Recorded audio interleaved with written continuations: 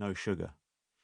A few of the other flight school students were milling about, and we exchanged the usual pleasantries and mild banter. I was going to miss these guys, this downtime. Compared to SAS training, P Company with the Paras and the Cambrian patrols, learning to fly was a breeze, especially in the Sunshine State. We'd had a great few weeks and, united in the same experience, we had formed a bit of a bond. During the day, we had the buzz of flying and some hard study, and in the evenings it was barbecues, cards, movies, occasionally a trip to the beach or out to a bar, and, best of all so far, to Cape Canaveral to see the shuttle launch.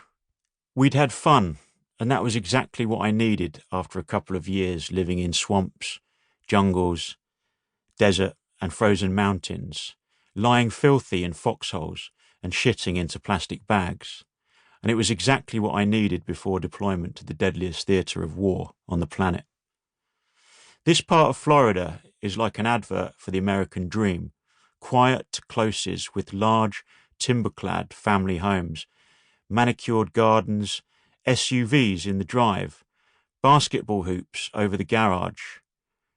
I slid on my shades, tugged down my baseball cap, and pulled the door to.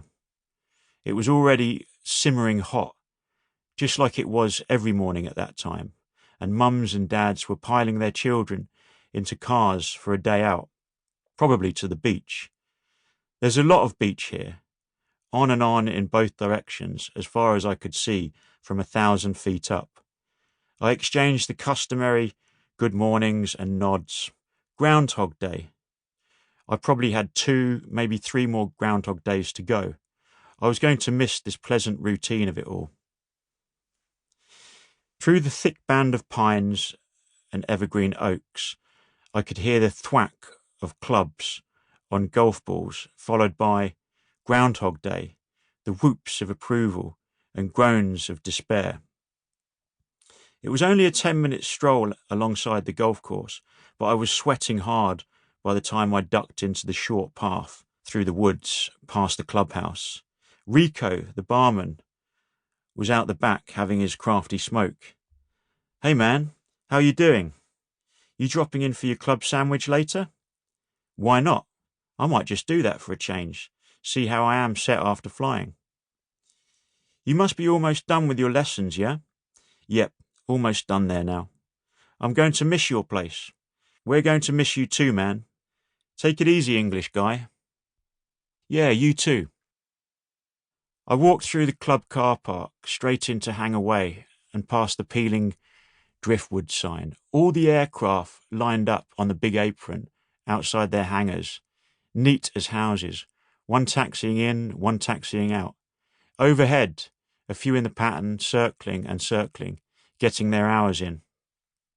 The star-shaped runways wobbled in the rising heat, and in the far distance to the north sat the squat little control tower on its own, with a couple of easygoing guys in there on their coffees going, "Yeah, sure, November Foxtrot, 142 Delta Tango, clear to land."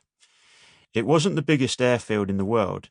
It wasn't the biggest airfield in the county, but it was laid back and friendly and nice and cheap. Into the nondescript flight school building, the chill of the air conditioning washing over me. The chief instructor was behind the reception desk, the VHF radio bubbling away with updates. "Good morning, Jamie. How are you today?" "Yeah, I'm good, thanks. You?"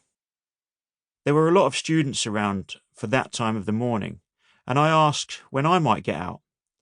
Bit of a backlog, but he rubbed his chin and reckoned they could get me up with an instructor for a check flight around 10. Then I'd just have to rejoin the list and wait out for a solo flight in the afternoon. I checked the manifest and meteorology reports.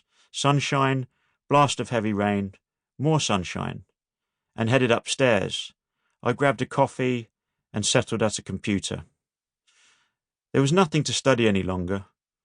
I had passed all 8 written exams, so I sent a couple of emails and trawled the news sites.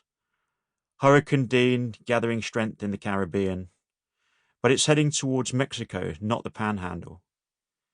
Aid struggling to reach victims.